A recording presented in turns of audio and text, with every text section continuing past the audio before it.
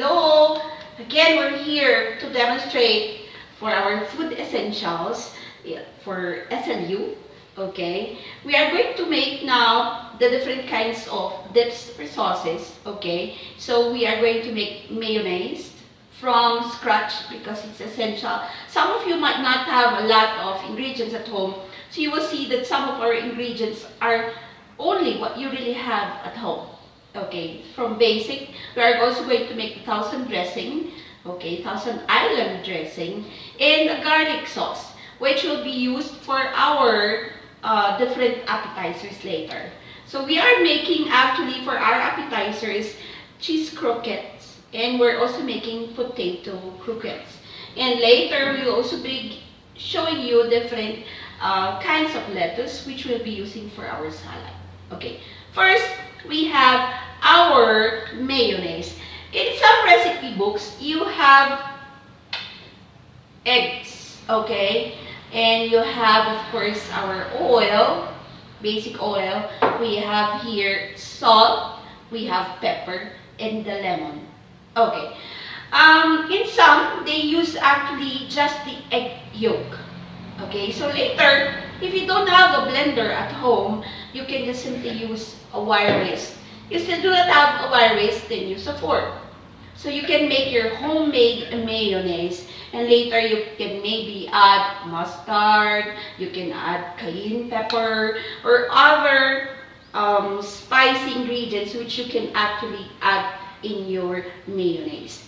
Some say it's going to be raw, but you can buy also pasteurized eggs. This time, we're just simply using these kinds of eggs that is available at home and in our groceries.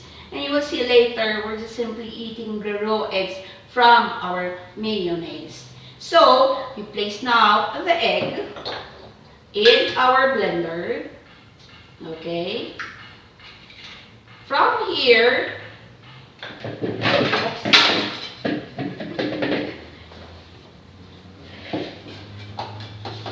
okay, you simply have to pause. Okay.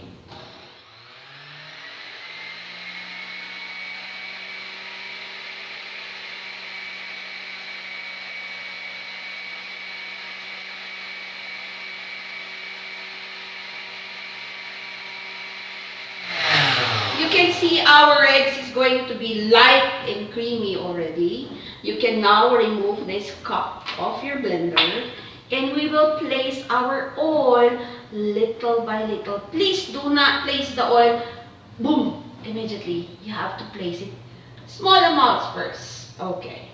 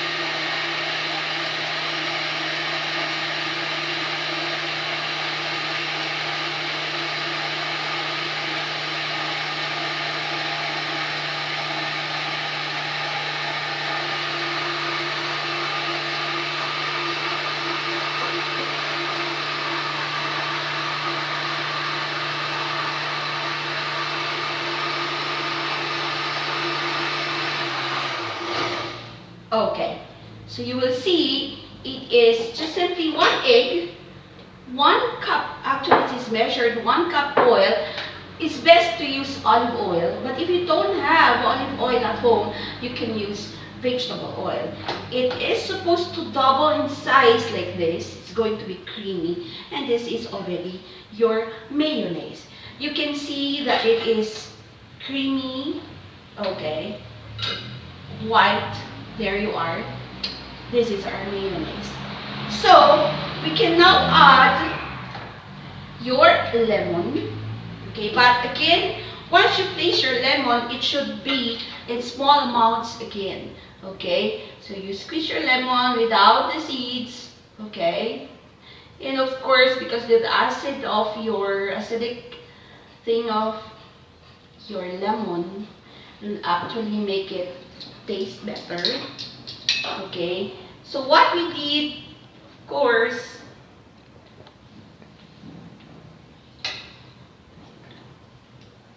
removing the seed, is creating the emulsion of your egg in the oil that we are placing our lemon.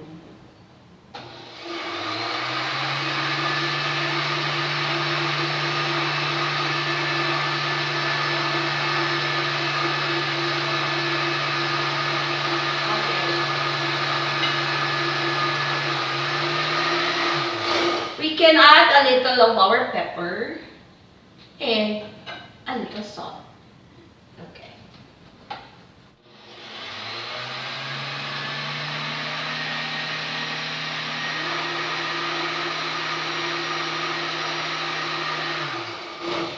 See that our mayonnaise is already this.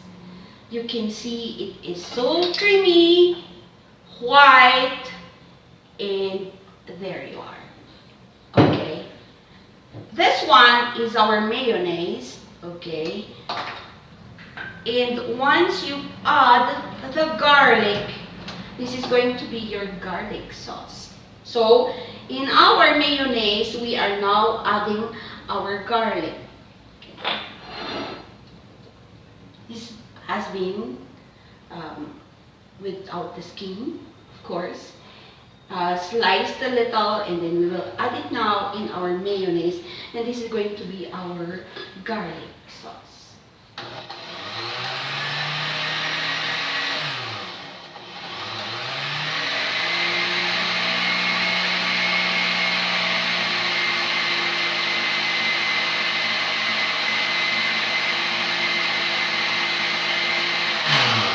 Okay, this is going to be a little bit spicy. That will depend on the garlic you are using. If, halimbawa lang, gumagamit kayo ng ating Ilocos garlic, maliliit po, maanghang yun. This big garlic that I use is not so tangy or spicy.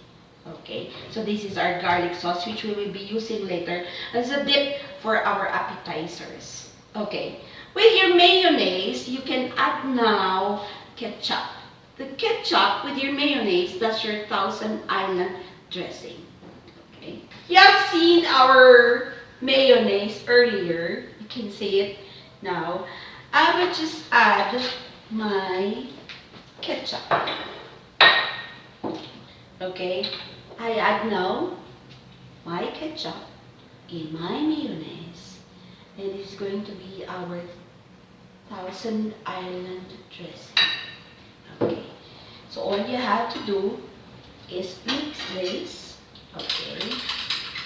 Again, how many did we make already? We already made our mayonnaise, our garlic sauce, and our Thousand Island dressing. Okay, which will be used later for our appetizer. Okay. Ang sarap nito. Okay. Just add a little, again, salt, a little pepper. For me, I will also add little sugar. Okay. Yung sugar ang sikretong malupit. Okay. For some, they don't like to place the sugar. Okay. That will depend on your taste. Okay, for us Filipinos, we like our sauce and it's a little bit sweeter.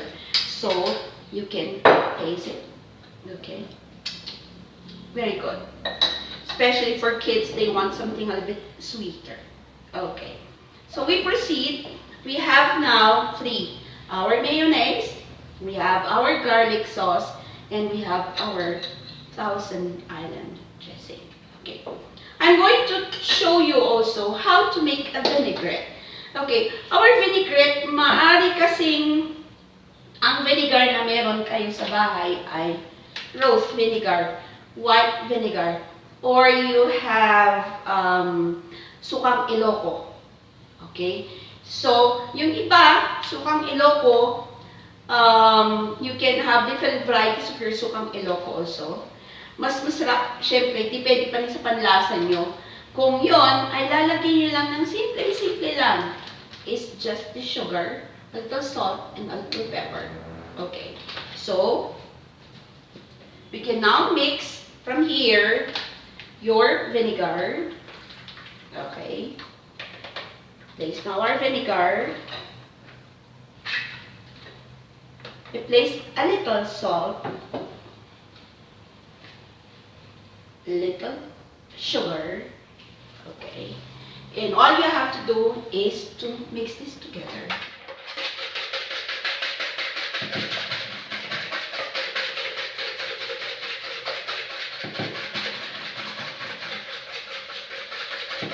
You cannot actually pepper. Yung mga mahilig sa sili, pwede kayong maglagay ng sili, cayenne pepper. Okay. Yung iba, ito nilaluan nila ng bagoong. Okay.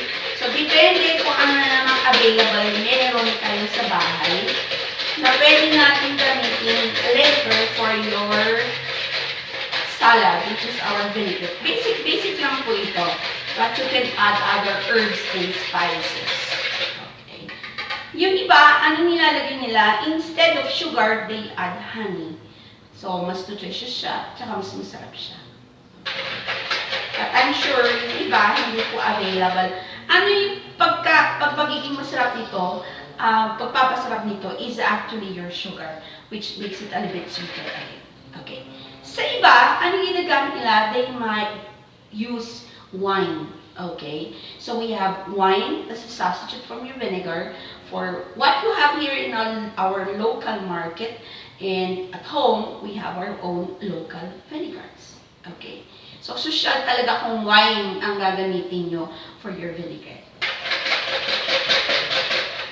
Okay. So, we already have three. We have your mayonnaise, we have our vinaigrette, we have our Thousand Island dressing. Okay. So, now we are here. We have our cheese croquettes and we have our potato croquettes. Of course, the cheese, we have to grate our cheese. Okay, it's been grated already, but it's continue to grate later. I have milk, I have butter, I have cream, I have salt, I have pepper, and flour. And later, we will be using our eggs for the dip and our breadcrumbs before we fry our cheese croquettes. As a substitute for your cheese, you can actually have potato. So you boil first the potato, and after boiling, you mash this. After mashing, you can again add your milk, your cream.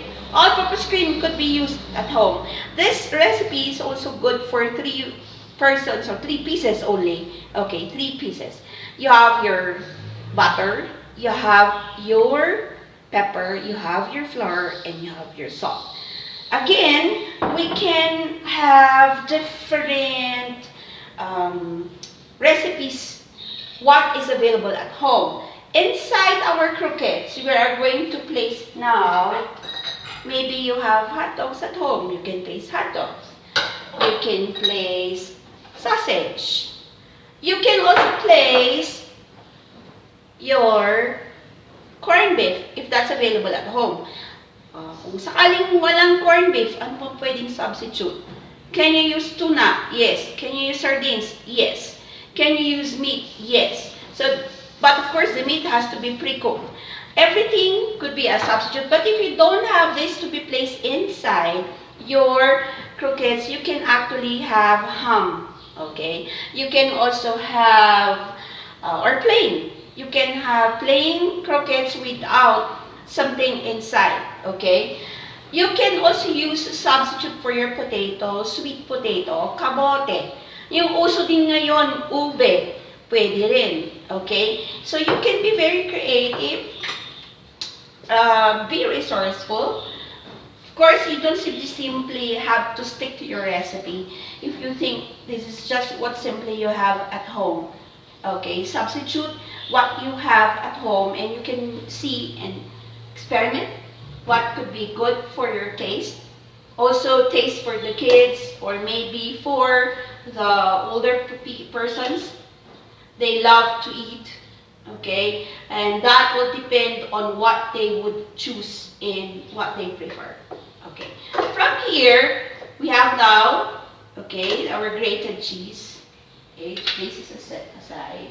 Okay, we can now mix your cheese. You will simply have to add your butter, okay, your cream,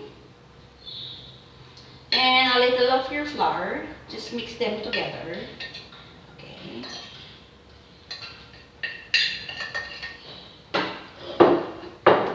So if this has been mixed, you will now later make this into a ball and simply fry. Okay, we can add now a little of our pepper, a little of our salt. Okay. And then simply mix this together. Okay.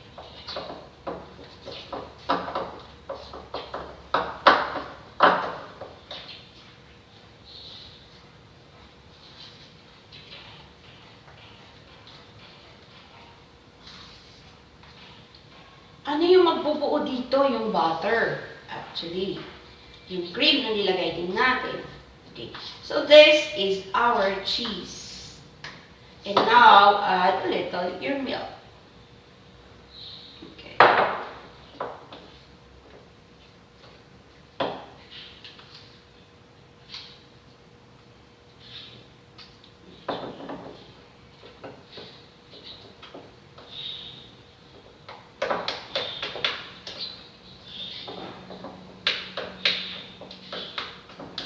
Okay.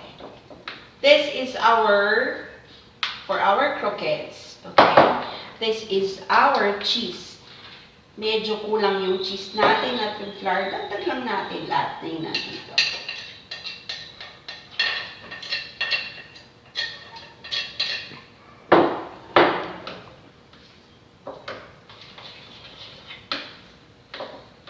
Okay.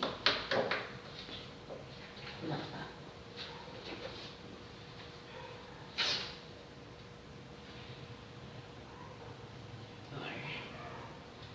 I'm just simply adding a little of your cheese. It's gonna be cheesy. Okay.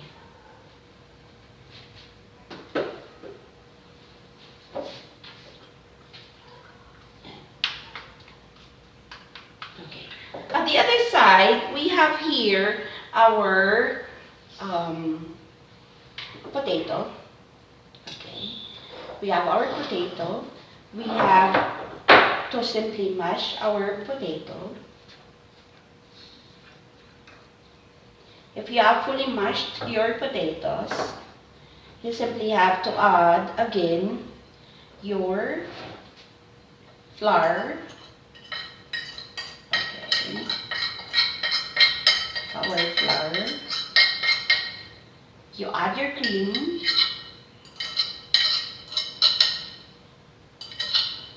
Of course, the butter. And our milk.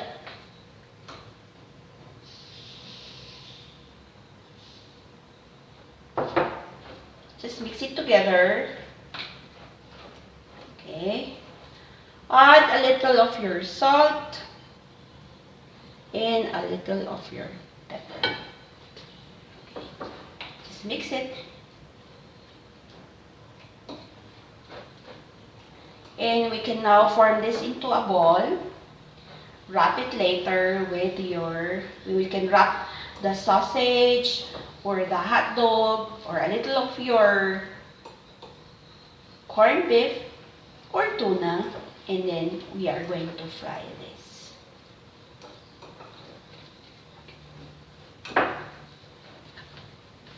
Okay, so we are here now.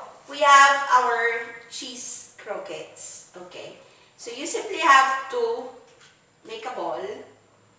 Okay, or just simply flatten this. You can place your hot dog. Okay, and roll this. There you are. It's just a little bit so wet, but we can just simply do this. Okay. You can now place your egg that has been beaten. You can place it here. Place it in your breadcrumbs. Okay, what is a substitute for breadcrumbs? Paano kung hindi kayo makakabili ng breadcrumbs at hindi available? Hindi kayo makakalabas ng bahay para mamalengke ng breadcrumbs. Actually, you can use skyflakes. Yung skyflakes, turugin nyo lang. Okay? And then, yun ang pwede nyo nang gamitin for your substitute for your breadcrumbs. And from here, this is our cheese croquettes. We can now fry. Our oil is already hot. Okay. And we can place, now you can place, another one also is, you have your, this is our potato. Our potato croquettes, simply hold it, flatten it. We are now placing the sausage, okay. Or maybe you can place ham. You can also place maybe a slice of cheese inside. Again, but this is potato. Substitute to your potato, as I mentioned, you can have sweet potato or kamote or ube, okay, which is available at home. Again, that will depend on your ingredients at home. You have to wrap it well, then dip it again in your egg and in your breadcrumbs. Okay, so we have different options of fillings inside. Now, there. So earlier we have already fried, we have mixed this already. Our cheese and our potato croquettes, a filling of hot dog, either sausage or our corned beef.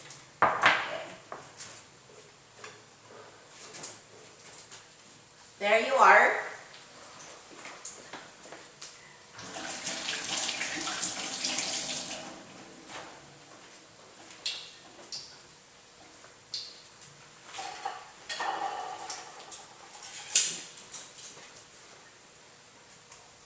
So we have to, it has to be golden brown.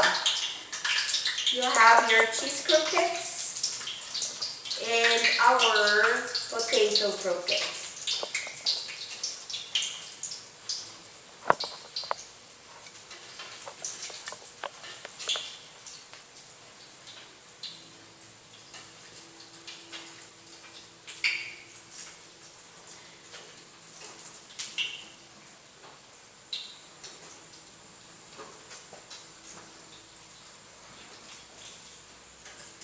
So it has to be gold, crispy.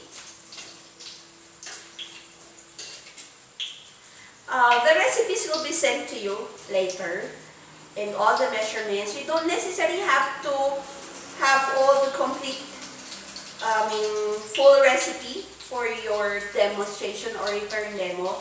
Remember, you're only cooking for one person, okay? And aside from that, this will depend on what ingredients you have at home. Usually, our appetizers are what? Bite size. Maliit lang po ito, hindi masyadong malaki. Okay? And usually, this is served before a meal. But this is already, for some kids, ito na yung ulam nila. They will really love this. Okay? Moms who are also, maybe you cannot feed your kids with vegetables. Instead of using the simple potato, you can add carrots. Maybe you can chop vegetables and add it to your croquettes. And they will really love this. Especially, ayaw na ayaw nila nakikita yung mismong gulay. Okay, so you can actually add it in your recipe. Okay. Okay. Yes, we're here, and you see it's already golden brown siya. Okay, of course, yung kakain kasi nito gusto nila hindi naman sunog, hindi naman masyadong undercooked, golden brown. We're here, we're done. Okay. So, remove the excess oil, and we go to our plating. Okay. Sa plating natin, tandaan nyo, dalawa yung sauce na ginawa natin. No? Meron tayong the garlic sauce. Okay. So, ito yung ating Thousand Island dressing. Okay. Meron din tayong, pwedeng ketchup lang, kung gusto nyo ketchup lang ang gagamitin natin. So, we can have 3 colors for our sauce.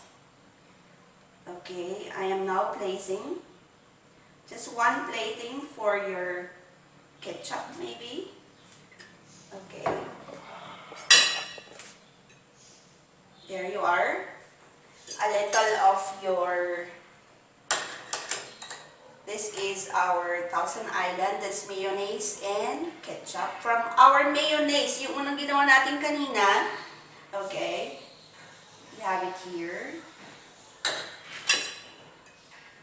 There you are. And our garlic sauce.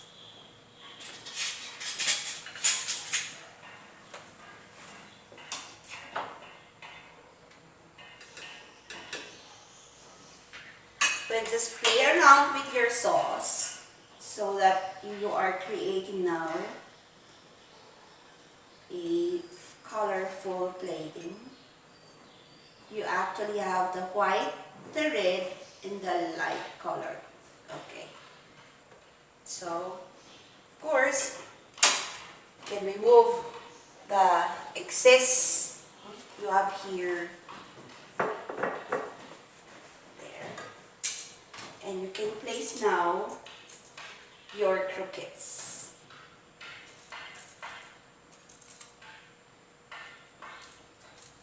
Okay. Maybe if you like to add a little sauce on top.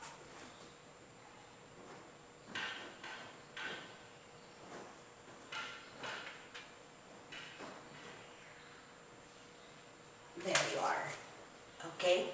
Another plating that you can, if you wish to place this, you can place the red.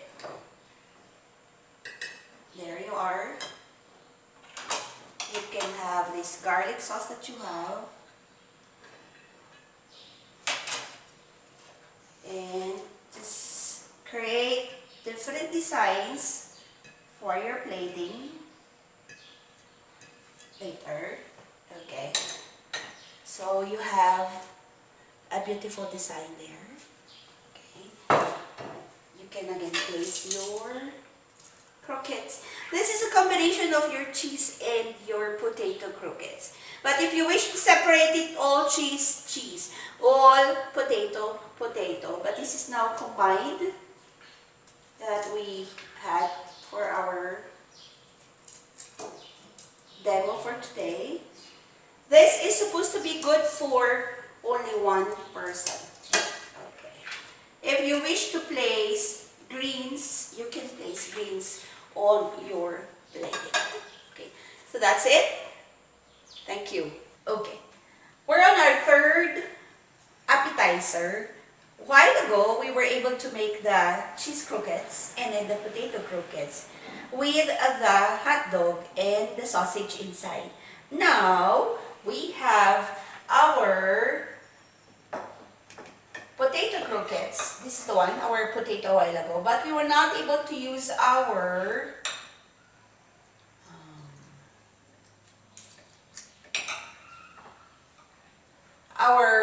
hot corned beef. Ito yung uso ngayon ha, yung corned beef na spicy. Okay, so you just simply have to flatten this. Okay, after flattening that, we place now our corned beef. Okay, inside. And we are going to fry this just the same. Similar to the first ones that we made a while ago. Kumain ko na ha. Okay. Mas manageable kasi yung ating hotdog kasi buo siya. Ito, you have to wrap your corned beef, okay, with the potato. And we will now place it again. There you are, in our egg. And then back to our breadcrumbs. Okay. So we are going to deep fry this again. Okay. So andun yung konting anghang dahil doon sa ating maanghang na corned beef. Okay.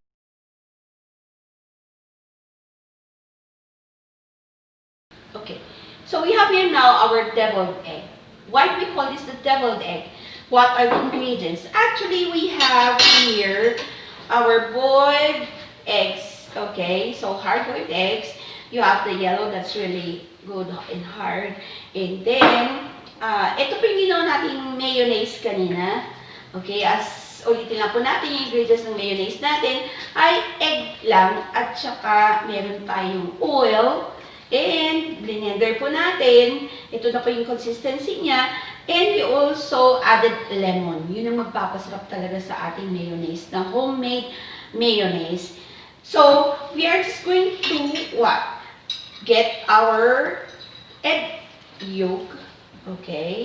So, aalisin lang po natin yung ating egg yolk. Ito po, egg white. Ang gagamitin din natin yung bahay mamaya for our deviled eggs. Okay? So, simple lang. Ito na po yung ating egg yolk. You simply have to mash it together with our mayonnaise. Okay? And we will now add, if you've already mixed it, okay, mix it well. Actually, ito pwede yung lagyan ng pickles. Okay, pero kung ano ulit available na ingredients tayo sa bahay, this is just mayonnaise and you have your egg yolks. Okay, we will now place a little salt. Again, a little salt. You have your pepper. Okay, and what makes it hot is our cayenne powder. So this is our cayenne powder. You simply have to mix it. Okay. And it's gonna be good for your appetizer. Our egg white, yung isa, i-slice po natin horizontal, yung isa, okay, diagonal. So you simply have to fill this with your mixture of the mayonnaise and the egg, the yolk. Okay. The yellow. So, this is it. You will place a little of your cayenne on top. And you have it there. Okay. This is our deviled eggs. Okay. For some, they actually place, instead of placing, they can place, you can actually place parsley, or you can place also celery, if that's what you like. If you want your deviled eggs to be really spicy, you can add more of your cayenne and your pepper.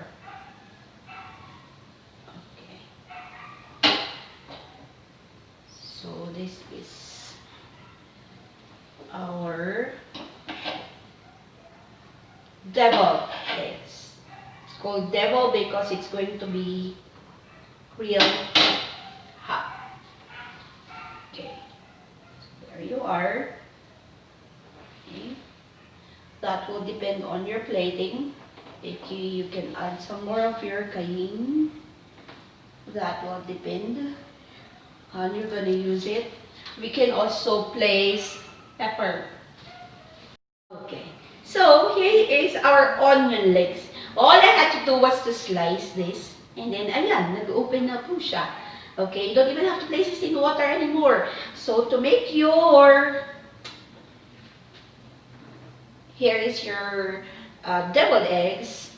Pagandahin natin ng konti sa paglagay ng ating mga dahon-dahon na yan. Okay, so presentation lang natin. And of course, if you're a little bit hot and it's going to be really hot, this is our deviled eggs.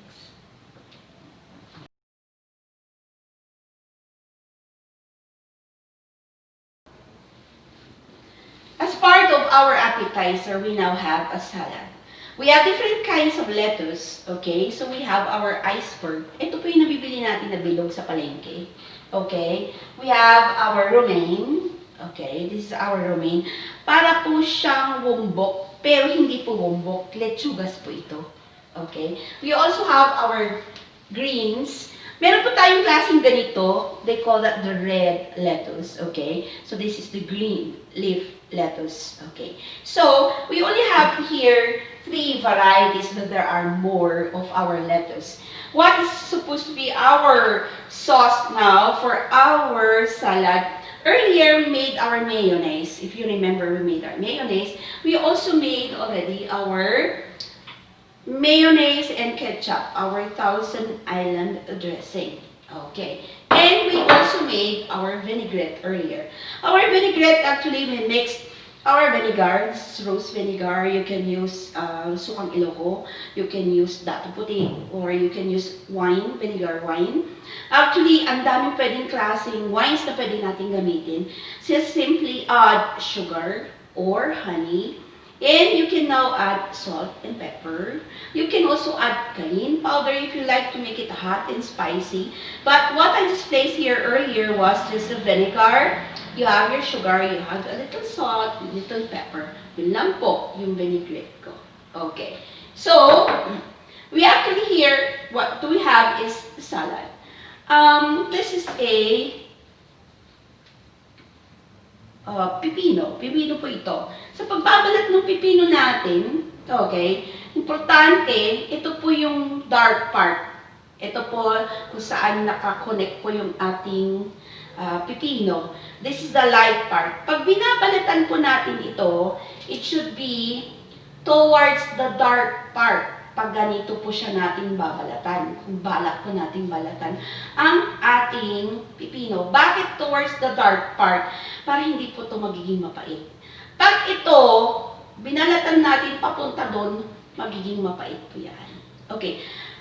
In cases where you don't like to remove the filling, okay, you can just scrape this with fork. But it is again towards the dark part. Hindi po ulit ito magiging mapait. Okay. So, ito po, babalatan lang po natin. Okay? Ano po yung tawag natin sa pipino na maliit? Oh, sana yung mga nandyan nakikinig sa inyo, guess nyo na. Actually, we call it gherkins. And yung gherkins, ito po yung ginagawa natin pickles natin. And yung pickles, yun po yung nagiging ano din natin, pickle relish. But this one are the big varieties. Meron din tayong white na pipino. Meron din tayong ito yung green. Meron din tayo yung yellow na pipino. So, we have different kinds of ito, pipino. Okay. For our cucumbers. Okay. So, ayan po yung dark part. Inaalis na po natin. Okay. So, ang isang ingredient po din natin ay itong singkamas. Okay. Singkamas. Paano babalatan yung singkamas? Basic, basic. Hindi po natin babalatan na dire-diretsong gano'n. All you have to do is cut a part of that and hila lang po ninyo. Why do you think this is still basic? Kasi nga, basic pa rin sa pagbalat ng ating singkamas. Ganun lang po kasimple ang ating singkamas. Okay. So, another one that we have here actually is our mango for our salad. Ang slice po na natin ang mangga natin. Okay, so, cut lang po natin dito. Okay? Di ko nga alam, yung iba, binabalatan yung mangga eh. Pero hinog na mangga. Sa hilaw na mangga, pwede mong balatan. Pero itong hinog na mangga, pwede ganito yung slice natin or cube yung slice natin. And you simply have to get, what? A spoon to remove that. And that will already serve for your salad. Okay? Steps na po siya. Okay. So, we have here our ingredients. We have been pre-cut already. Our mango. Okay. We have cheese into cubes. We have corn. Pwedeng corn in a can or corn na nandyan na po yung yellow corn natin sa backyard natin o mais na nabibili natin sa palengke. Meron na rin tayong mais na yung may violet. Yun ang masarap din na variety. So, pwede din natin yan. Siyempre, boil nyo muna, tapos lalagay natin sa salad natin. Again, for your salad, please kung ano po ang available sa backyard, sa kitchen, sa palengke. Okay. Ma'am, wala po kaming mangga. Anong pwedeng substitute ng mangga? Anong meron kayo sa probinsya? Okay, so you have to think again kung ano pwedeng substitute. O pwedeng avocado, kung meron. Pwedeng bayabas, kung meron. Yung hinog na bayabas o hilaw na bayabas, pero alisin po yung seeds ng bayabas natin. Okay? Pwede rin pomelo. Yun ang marami ngayon kasi tag-ulan. May mga ganyan pa tayo ngayon. Singkamas is all around. Anong substitute ng singkamas? Pwedeng pakwan. Pwedeng watermelon. Pwedeng anong fruit na available. Pwedeng apple. Pwedeng pears. Okay? So, ang dami nating substitute for your singkamas. Of course, itong greens natin, may varieties na po akong binigay sa inyo na ating lechugas. Okay, so ano pa? So lechugas lang talaga yung ating pwedeng gamitin for our salad. Yung iba, yung ginagawa nila sa kanilang lechugas, they slice this. But for some, what do? They simply cut this. Okay, cut lang nila na ganyan. Which you prefer, you cut this. Okay, so depende kung saan nyo mas gusto or simply, there you are. Okay, so kung saan kayo mas komportable at mas maganda ang plating ninyo. Anyway, ang importante rin po dito ha, yung ating lettuce na hugasan na po ito, linisin nyo po mabuti. Again, in cleaning your lettuce, you simply have to cut this. Just remove this. Sa dulo lang po niya. Ayan po. Ito po dapat inaalis natin bago po natin huhugasan. Kasi ito, dito po nilalagay yung mga worms at ito po yung connected sa lupa natin. Alisin nyo lang yon. Alisin nyo din yung unwanted, na withered o nalaylay na mga dahon-dahon natin. Okay. Ganun din po sa ating lettuce. It's the same na ito pong greens natin. Kasi we have to remove. Okay. As easy as that.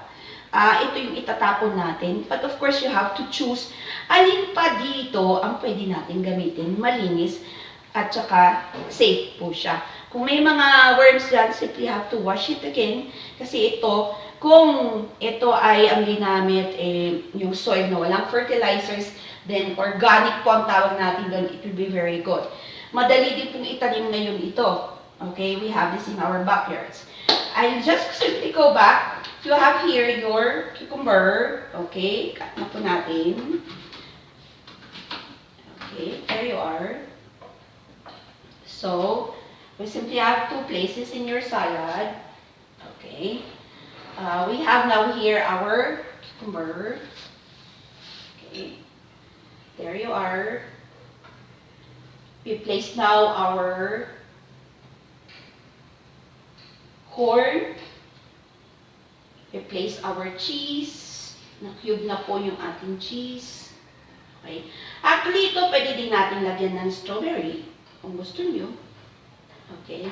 And we have our mango. Okay. So, depende po ano yung gusto nyo ilagay ngayon na dressing. Some of you might prefer to use mayonnaise. Okay. So, kung mayonnaise na po yung gagamitin natin, pwede rin. Kung gusto nyo vinaigrette yung gagamitin natin, pwede rin. Or yung Thousand Island dressing yung gagamitin natin.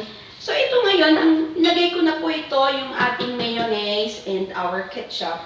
I simply have to place this, okay, for our presentation.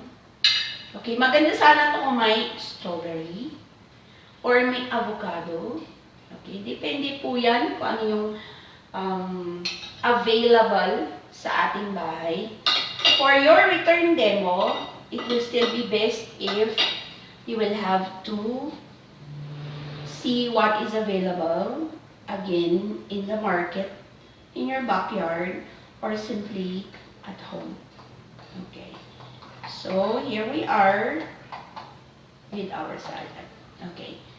Yung iba, pagka inaano po ito, siniserve, hinihiwalay po nila yung sauce. Kasi bahala po yung ating guest kung alin po yung preferred sauce nila or dip nila. It's very good. If you have to, taste it. Sarap. Kain tayo.